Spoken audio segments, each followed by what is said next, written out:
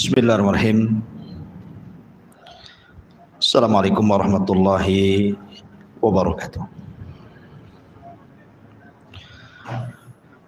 Alhamdulillah.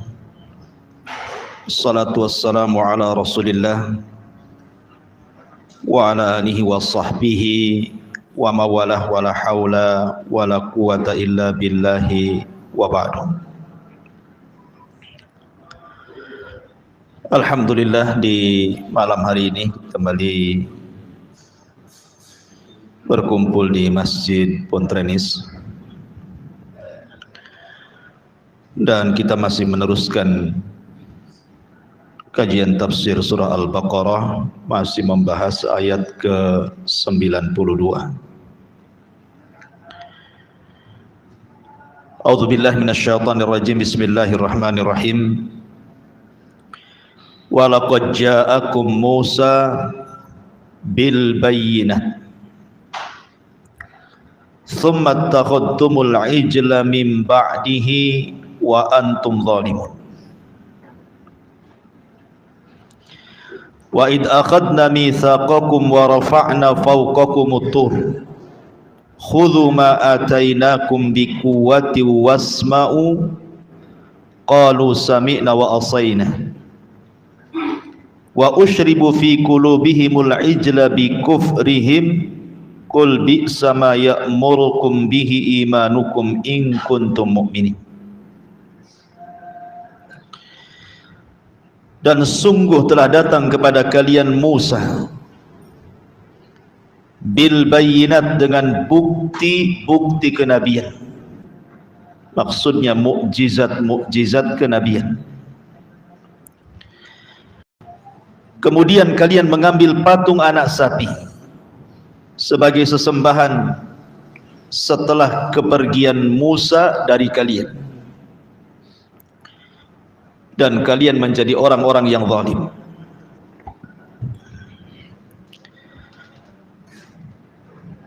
Dan ingatlah ketika kami mengambil perjanjian dengan kalian, lalu kami angkat gunung Saina di atas kepala kalian, seraya berfirman, pegang teguhlah apa yang kami berikan kepada kalian, kemudian dengarkanlah. Tapi Bani Israel menjawab, kami siap mendengarkan, tetapi kami tidak siap mentaati. Kenapa demikian? Karena telah dimasukkan ke dalam hati mereka kecintaan kepada patung anak sapi itu, tentu kekufuran mereka. Maka katakanlah kepada Bani Israel, sangat buruk apa yang diperintahkan oleh keyakinan kalian kepada kalian, jika kalian orang-orang yang beriman. Pada minggu yang lalu kita sudah menjelaskan bagaimana Nabi Musa alaihi salatu wassalam datang kepada Fir'aun, kemudian terjadi dialog. Kemudian Allah subhanahu wa ta'ala berikan banyak mukjizat kepada Musa, yang itu dilihat dengan kepala mata orang-orang Bani Israel ataupun Fir'aun dan juga kaum Kibti. Secara singkat saya ulas di antara mukjizatnya Nabi Musa alaihi salatu wassalam. Pertama disebutkan dalam surah Al-A'raf ayat 133. Fa arsalna alaihimut tufan wal jarada wal kummal wad dafadin wad dama ayatin mufassalatin fastakbaru wa kanu qauman mujrimin. Maka kami kirimkan kepada mereka tufan, angin yang menghancurkan ladang-ladang mereka. Ini mukjizat yang pertama. Kemudian disebar belalang, di mana-mana ada belalang, sebagai hama bagi tanaman-tanaman Bani Israel dan juga kaum Kibti. Kemudian disebar kutu di mana kutu ini menyiksa badan-badan mereka, kemudian katak dan darah, di mana air minum berubah menjadi darah. Ada yang mengatakan darah itu keluar dari badan-badan mereka, hidung, mata, telinga, dan begitu seterusnya. Dan itu sebagai bukti-bukti yang jelas, tetapi mereka tetap menyombongkan diri mereka, dan mereka adalah kaum yang suka melakukan dosa. Kemudian yang kedua, mukjizat Nabi Musa adalah tongkat dan juga tangan bisa bercahaya. Sebagaimana Allah Subhanahu wa taala berfirman, "Wa adkhil yadaka fi jaybika takhruj bayda min ghairi su'in fi tis'i ayatin ila fir'auna wa qaumi." Dalam An-Naml 12 Allah katakan, dan masukkanlah tangan wahai Musa ke leher baju, niscaya ia akan keluar menjadi putih bersinar tanpa cacat. Dan mukjizat ini termasuk 9 macam mukjizat yang akan dikemukakan kepada Fir'aun dan kaumnya. Ini menunjukkan bahwa tangan Musa bercahaya. Kemudian juga tongkat menjadi ular, sebagaimana Allah mengatakan dalam surah Al-A'raf ayat 107, fa'alqa asahu fa'idha hiya thu'banun mubin. Ketika Musa melempar tongkatnya, tiba-tiba tongkat itu menjadi ular besar yang sebenar-benarnya. Kemudian yang ketiga, Allah kirim paceklik dan kemarau, dan itu disebutkan dalam Al-A'raf ayat 130, walaqad akhadna ala fir'auna bisinin wa naqsin minats thamarati la'allahum yadhakkarun. Dan sungguh kami telah menghukum Fir'aun dan kaumnya dengan mendatangkan musim kemarau yang berkepanjangan bertahun-tahun dan kekurangan buah-buahan agar mereka mengambil pelajaran. Kemudian juga mukjizat yang lain, Allah turunkan awan kepada Bani Israel yang menaungi mereka di tengah padang Sahara. Bahkan Allah kirim makanan dari langit yang disebut dengan manna dan salwa, dan itu disebutkan dalam Al-Baqarah ayat 57. Wa dhallalna 'alaikumul ghamam wa anzalna 'alaikumul manna was-salwa kulu min thayyibati ma razaqnakum wa ma zalamuna walakin kanu anfusahum yadhlimun. Dan kami naungi kalian dengan awan, kami turunkan kepada kalian manna dan salwa, makanan yang lezat dari langit.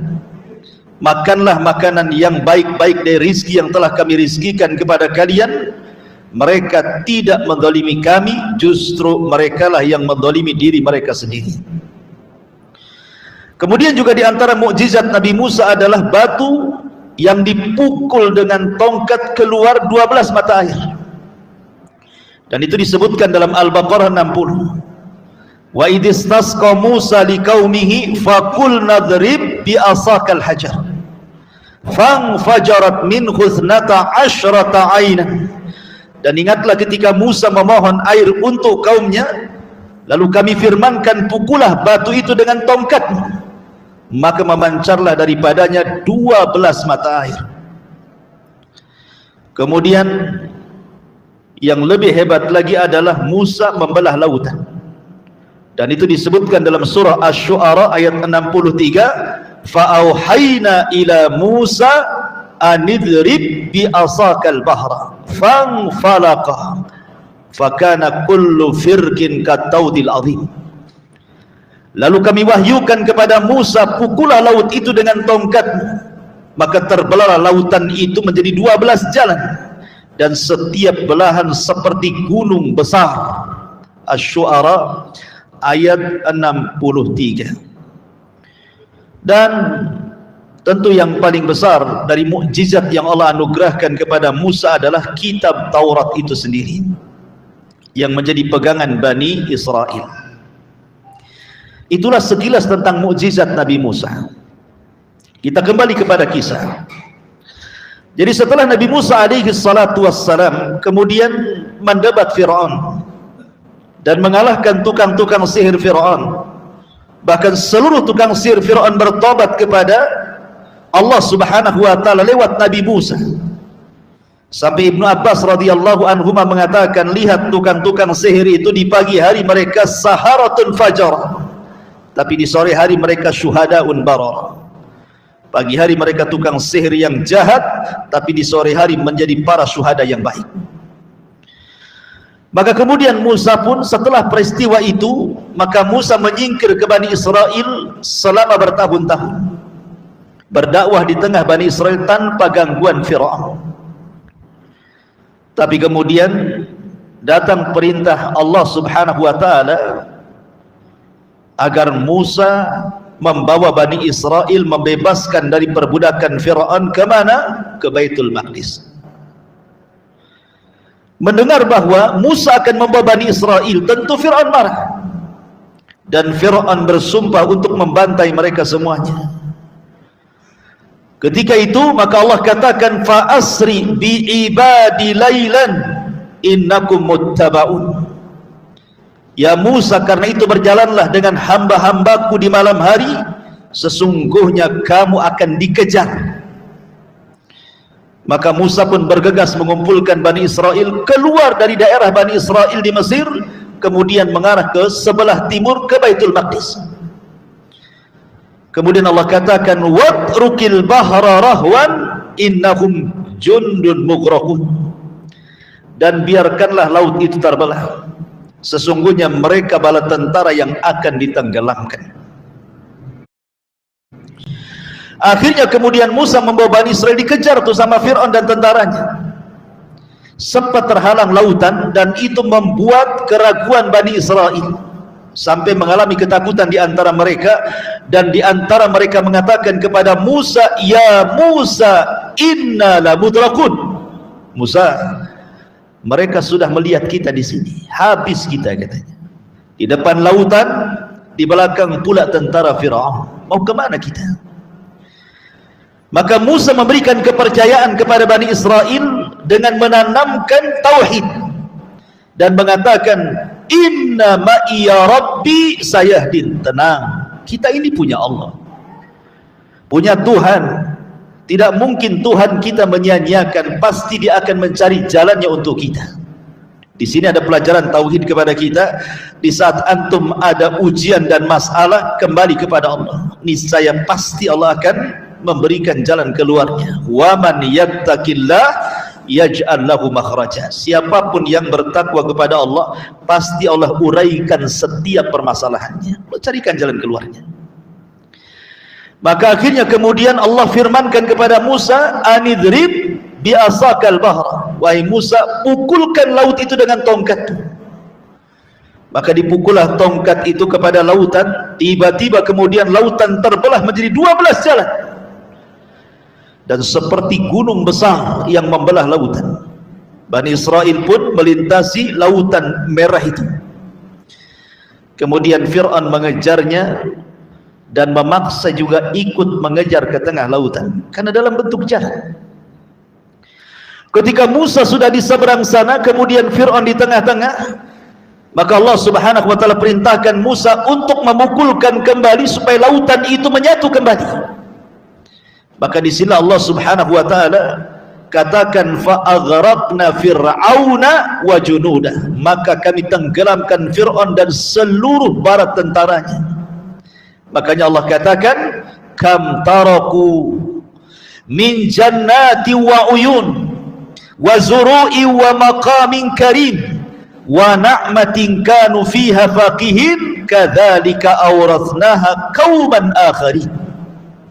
Ketika Fir'aun dan bala tentaranya mati di Laut Merah itu, dia meninggalkan istana dan seluruh kekayaannya di Mesir. Apa yang terjadi? Betapa banyak taman-taman dan air mata yang indah yang mereka tinggalkan. Betapa banyak kebun-kebun serta tempat-tempat kediaman yang indah yang mereka tinggalkan. Dan kesenangan-kesenangan yang dapat mereka nikmati di sana mereka tinggalkan. Demikianlah kami wariskan semua kekayaan Fir'aun kepada siapa? Kepada Bani Israel. Lihat, sehebat apapun punya kerajaan, dunia ini pasti akan ditinggalkannya. Di sini ada pelajaran, jangan sombong. Lihat Firaun yang dia katakan bahwa seluruh sungai-sungai dan laut Mesir itu min tahti, semua ada di telapak kakiku. Ketika dia sombong mengatakan seperti itu, maka Allah tenggelamkan di laut itu. Ketika dia sombong mengatakan bahwa seluruh lautan dan sungai Mesir berada di bawah kakiku, Allah tenggelamkan pula di lautan. Ini pelajaran kepada siapapun yang congkak dan sombong, bahwa kesombongan itu ada akhirnya. Dunia ini pasti berubah, dan berubah itu ketetapan Allah Subhanahu wa ta'ala. Dulu Anda kaya, banyak jabatan, bisa memerintah, rupanya ada waktunya. Lihat Firaun.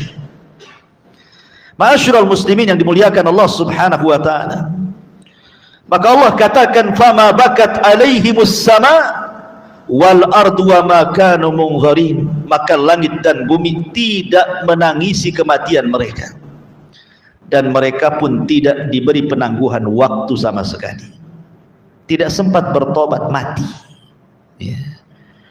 Langit bumi tidak ada yang sedih. Buat apa sedih? Kematian orang zalim congkak itu tidak ada yang menangisi dia, kecuali kutukan-kutukan manusia.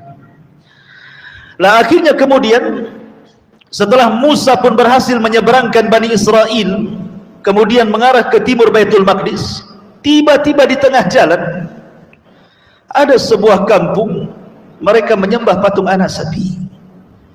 Ingat Bani Israel ketika di Mesir, mereka sembah anak-anak sapi kan, itu patung-patung sapi.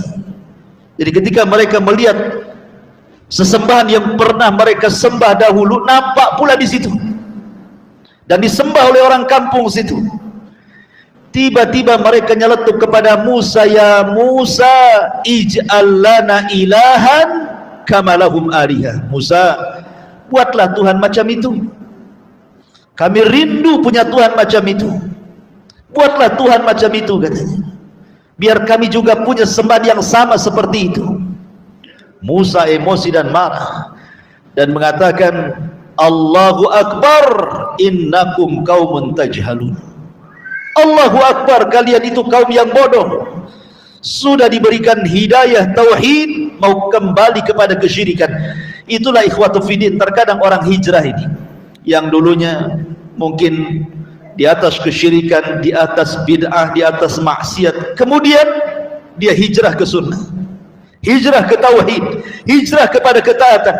Kalau dia tidak dikokohkan dengan pengetahuan, setelah hijrah dia tidak belajar, setelah hijrah tidak istiqomah, maka pengaruh-pengaruh lama itu akan kembali. Makanya pentingnya ilmu dan istiqomah di sini. Kalau sudah hijrah, belajar supaya bisa istiqomah dan pengaruh-pengaruh lama bisa hilang. Lihat di sini Bani Israel, mereka diapit dua nabi, Harun dan Musa, masih juga seperti itu. Ya. Ma'asyiral muslimin yang dimuliakan Allah Azza wa Jalla. Kemudian setelah itu mereka pun kemudian melanjutkan perjalanan menuju Baitul Maqdis. Tapi sayang, ketika sampai di padang Sahara dan hampir melewati Baitul Maqdis, tetapi harus melewati sebuah kota tertua di dunia yang disebut dengan Ariha. Ariha ini penuh dengan orang-orang Amalikoh turunan Ad, orangnya besar-besar, sehingga mereka tidak bisa menguasai Baitul Maqdis kecuali harus perang melawan Amalikoh ini. Ketika melihat orang-orang Amalikoh besar-besar badannya, kuat-kuat, ahli perang, kecutlah Bani Israel mental mereka. Ketika Musa mengajak jihad kepada mereka, mereka pun malah kemudian mengejek Musa dan mengatakan, idhhab anta wa rabbuka faqatila innaha huna qaidun. Wahai Musa, janganlah kau ajak kami perang, kami bukan ahli perang. Kalau engkau memaksa kami jihad, maka pergilah engkau sendiri, ajak Tuhanmu berdua, perang sana. Kami duduk-duduk di sini saja. Mereka tidak berani. Pengecut Bani Israel. Makanya kita lihat kepengecutan orang-orang Yahudi sampai hari ini masih diwarisi nenek moyang mereka. Lihat orang-orang Muslim Palestina, anak-anak kecil aja berani melawan orang-orang Israel. Anak-anak kecil lempari batu, mana ada takut mereka.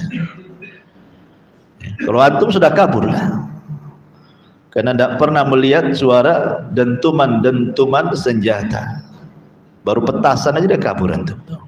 Kenapa? Karena kita tidak terbiasa dengan seperti itu. Gas rumah aja meledak disangka bom. Ma'asyiral muslimin yang dimuliakan Allah Azza wa Jalla, akhirnya kemudian mereka pun diazab oleh Allah di tanah perjanjian atau disebut Arduti. Selama 40 tahun mereka tidak bisa keluar dari situ. Maka disinilah banyak peristiwa dan kejadian sampai wafatnya Nabi Musa. Salah satunya adalah peristiwa Samiri yang kita akan kisahkan, karena dalam Al-Baqarah yang kita kaji ayat 92 Allah mengatakan, walaqad ja'akum Musa bil bayyinat tsumma takhadtumul ijla min ba'dihi wa antum zalimun. Sungguh Musa benar-benar mendatangkan kepadamu bukti-bukti mukjizat kebenaran kenabian, kemudian kalian mengambil patung anak sapi sebagai sesembahan setelah kepergian Musa, dan kalian pun termasuk orang-orang zalim. Bagaimana kisah Samiri? Ma'asyiral muslimin yang dimuliakan Allah Subhanahu wa taala, kisah Samiri ini dicantumkan dalam 2 surat dalam Al-Quran. Yang paling panjang surah Toha dan pelengkapnya dalam surah Al-A'raf. Kita ambil yang paling panjang saja karena lengkap ceritanya. Allah Subhanahu wa taala berfirman, "Wa ma a'jalaka an qaumika ya Musa."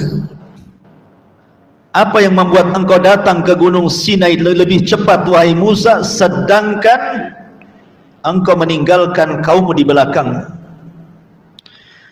Jadi Nabi Musa ketika sudah tidak bisa keluar dari Ardutih itu, otomatis Musa harus membuat undang-undang kepada Bani Israel. Kalau tidak, mereka kacau. Karena sudah ramai, sudah berbentuk negara berbasis kota di situ kan. Jadi harus ada undang-undang. Kalau tidak dibuat undang-undang kan kacau. Kalau ada buat kriminal, apa hukumannya nggak tahu. Sehingga Musa meminta kepada Allah untuk diturunkan undang-undang, dan Allah janjikan akan diturunkan Taurat.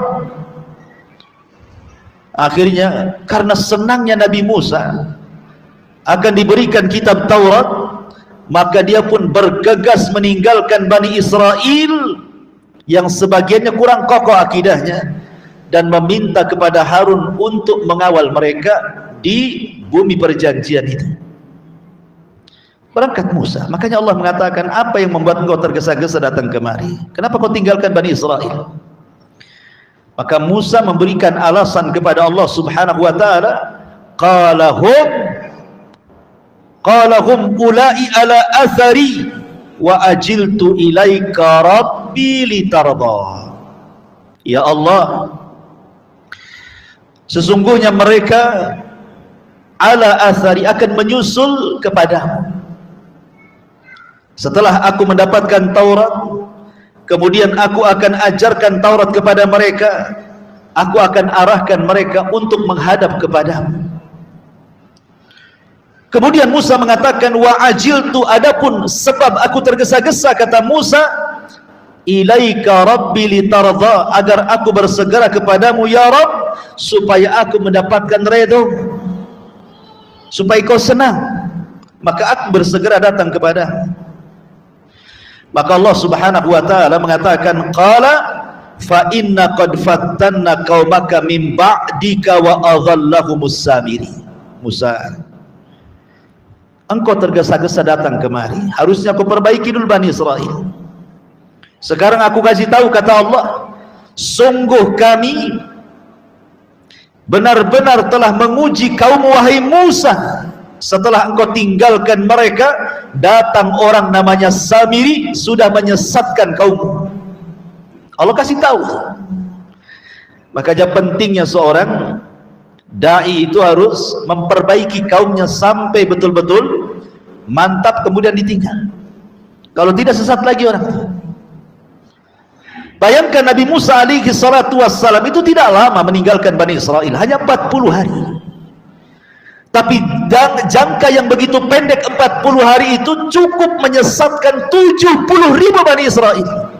Bukan 1, 2, 70.000 Bani Israel tersesat dan menyembah patung anak sapi yang dibentuk oleh Samiri. Allah kasih tahu, kepergian wahai Musa menjadikan sebagian Bani Israel tersesat oleh Samiri. Maka kemudian setelah Musa alaihi salatu wassalam mendapatkan Taurat dan Allah memerintahkan Musa untuk segera pulang menemui Bani Israel, faraja'a Musa ila qaumihi ghadbanan asifah. Lalu Musa kembali kepada kaumnya dalam kondisi marah lagi sedih.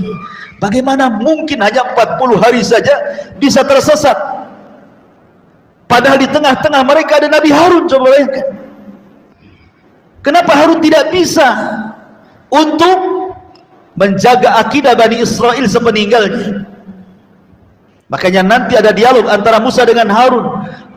Musa meminta pertanggungjawaban kepada Harun, kenapa engkau biarkan mereka tersesat? Coba lihat bagaimana Bani Israel, mereka mudah sekali untuk tersesat. Ini pelajaran bagi kita. Jangan pernah meninggalkan ta'lim.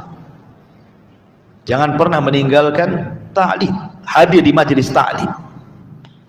Kalau orang terlalu lama meninggalkan majelis ta'lim, akhirnya futur, ikhwan. Pengetahuan tidak punya, di luar banyak syubhat dan syahwat, terkadang terlena dengan syahwat, akhirnya makin futur, ataupun terkena syubhat, akhirnya kemudian berpindah kepada pemahaman sesat.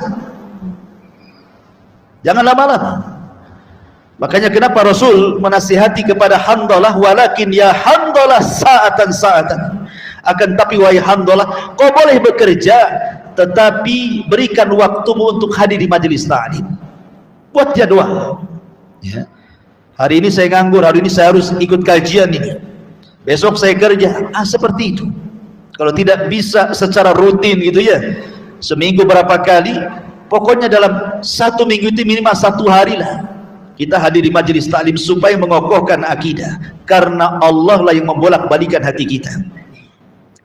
Kemudian Musa mengumpulkan Bani Israel dan mengatakan, ya qaumi, alam ya'idkum rabbukum wa'dan hasana, afatala alaikumul ahdu, am aradtum an yahilla alaikum ghadabun min rabbikum fa akhlaftum mau'idi. Lalu Musa berkata, wahai kaumku Bani Israel, bukankah Allah Tuhan kalian telah menjanjikan kepada kalian satu janji yang baik?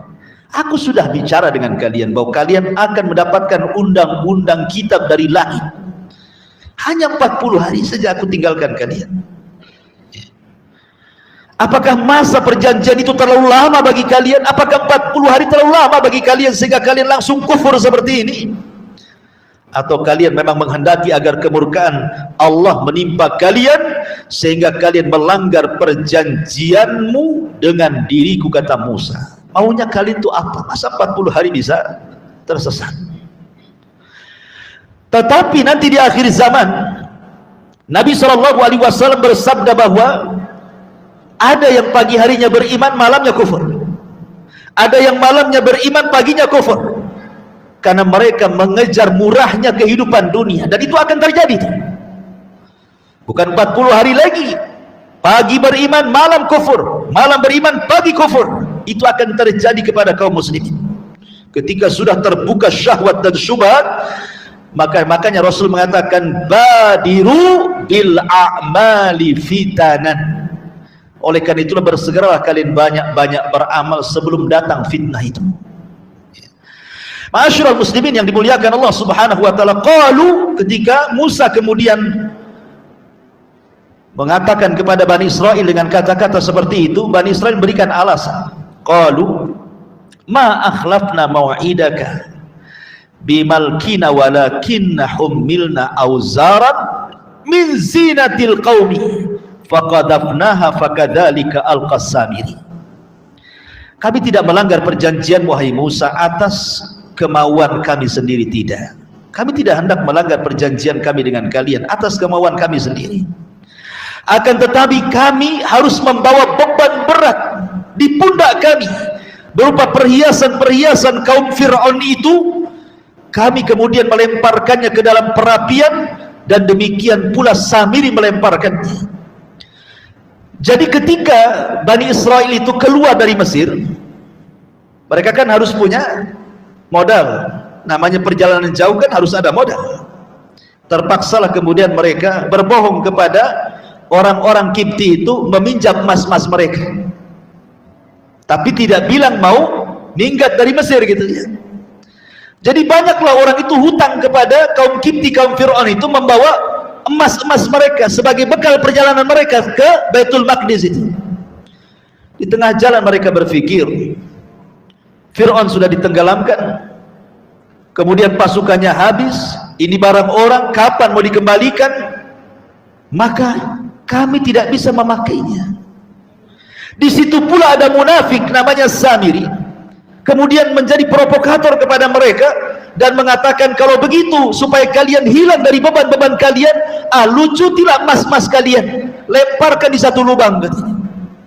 Akhirnya mereka pun melepaskan emas-emas mereka, diletakkan di satu lubang, diambil pula sama Samiri, lalu dibuatlah patung anak sapi, dicetak sama dia.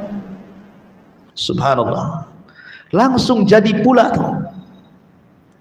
Makanya kemudian Allah mengatakan, fa akhraja lahum ijlan jasadan lahu khuwar qalu faqalu hadza ilahukum wa ilahu Musa fanasi.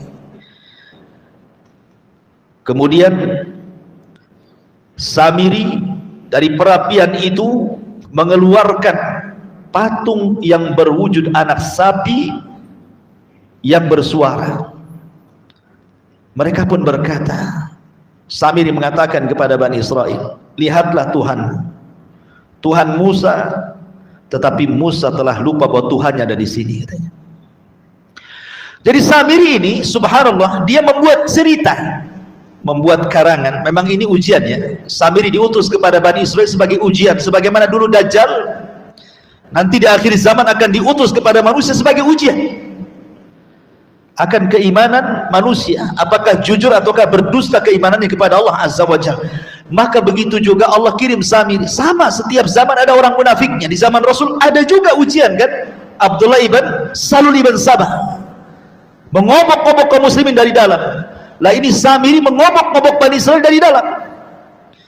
Kemudian untuk meyakinkan bahwa patung anak sapi ini Tuhan, maka kemudian Samiri membubui dengan agama dan dengan sejarah supaya nyambung, supaya yakin bahwa ini Tuhan. Samiri mengatakan kepada Bani Israel ketika sudah jadi itu patung anak sapi itu, sesungguhnya aku katakan kepada kalian ini Tuhan kalian. Kenapa mesti patung anak sapi? Karena ketika mereka di Mesir, mereka menyembah patung anak sapi, patung-patung sapi. Makanya dibuat seperti itu sehingga mereka terkenang lagi kan dengan berhala-berhala mereka. Kemudian Samiri mengatakan di hadapan Bani Israel ini, sesungguhnya ini Tuhan kalian dan aku bisa dia buat hidup. Kemudian Samiri mengeluarkan tanah yang disimpannya, kemudian disiramkan ke mulut patung anak sapi itu. Tiba-tiba keluar suara. Takjub Bani Israel. Sudah bentuknya indah, dengan jasadnya yang sangat indah, ketambah-tambah keluar suara, lahu khuwar. Jadi Samiri mengatakan, tahu nggak yang membuat suara patung anak sapi itu? Ini karena semburan tanah yang aku lempar kepada mulutnya anak sapi ini. Kalian tahu dari mana tanah yang kulempar kepada patung anak sapi ini? Tanah ini aku dapat dari bekas pijakan kaki Jibril. Jadi dia buat cerita dia. Jadi ketika kemudian Fir'aun ditenggelamkan dan bala tentaranya, Samiri mengatakan, aku melihat Jibril di samping Nabi Musa sedang menunggang kuda katanya. Dan ketika kaki kuda itu dipijakkan ke tanah, saat itulah Fir'aun ditenggelamkan, maka aku ambil bekas pijakannya. Ini kan hari yang sangat besar, Fir'aun ditenggelamkan, Samiri mengambil pasirnya bekas pijakan kuda. Ini loh sejarah pasir katanya. Jadi seolah-olah dikaitkan sejarah dengan dibumbui sedikit keyakinan. Akhirnya 70.000 Bani Israel percaya bahwa patung anak sapi yang dibentuk Samiri itu Tuhan mereka. Akhirnya kemudian mereka Bani Israel menyembah patung anak sapi itu. Bayangkan 70.000 bukan jumlah sedikit, Iwan, banyak gitu ya. Mereka yakin karena kejahilan mereka. Itulah bahayanya kebodohan, ikhwan, membuka pintu syirik. Sudah tahu namanya patung anak sapi itu tidak mendatangkan manfaat dan madarat. Jika berdoa kepada dia pun tidak mungkin mendengar, kalaupun mendengar tidak mungkin mengijabah. Tapi karena kejahilannya menutup otak mereka, tetap saja mereka menuhankan. Itulah kesyirikan, mencabut akal dari kepala. Kesyirikan itu mencabut kecerdasan, dibutakan mata dan hatinya, dan itulah syaitan di belakangnya. Maka Musa memanggil siapa? Harun. Karena masalahnya Harun yang diamanahikan untuk menjaga akidah Bani Israel hanya 40 hari saja. Walaqad qala lahum Harun min qablu ya qaumi innama futintum bihi wa inna rabbakumur rahman fattabi'uni ati'u amri. Sebenarnya Harun sebelum kedatangan Nabi Musa, ketika melihat mereka mulai berpaling dari ajaran Musa dan terpengaruh dengan Samiri, Harun ini sempat kemudian mendakwai Bani Israel dan mengatakan, wahai kaumku, sesungguhnya kalian hanya diberi cobaan dengan patung anak sapi itu, dan sesungguhnya Tuhanmu adalah Allah, bukan itu yang maha pengasih, maka ikutilah aku dan taatilah perintahku. Tapi lihat jawaban mereka Bani Israel kepada Harun, qalu lan nabraha alaihi akifin hatta yarji'a ilaina Musa. Kami tidak akan meninggalkan patung anak sapi ini, tetapi tetap kami akan menyembahnya sampai datang Musa, dan kami akan katakan apakah ini Tuhan atau bukan. Jadi Bani Israel terpecah menjadi dua. Ada yang memang menerima nasihat Harun, mereka tidak mau menyembah. Ada yang membangkang nasihat Harun, bahkan berani untuk membunuh Harun kalau tetap melarang mereka. Sampai seperti itu.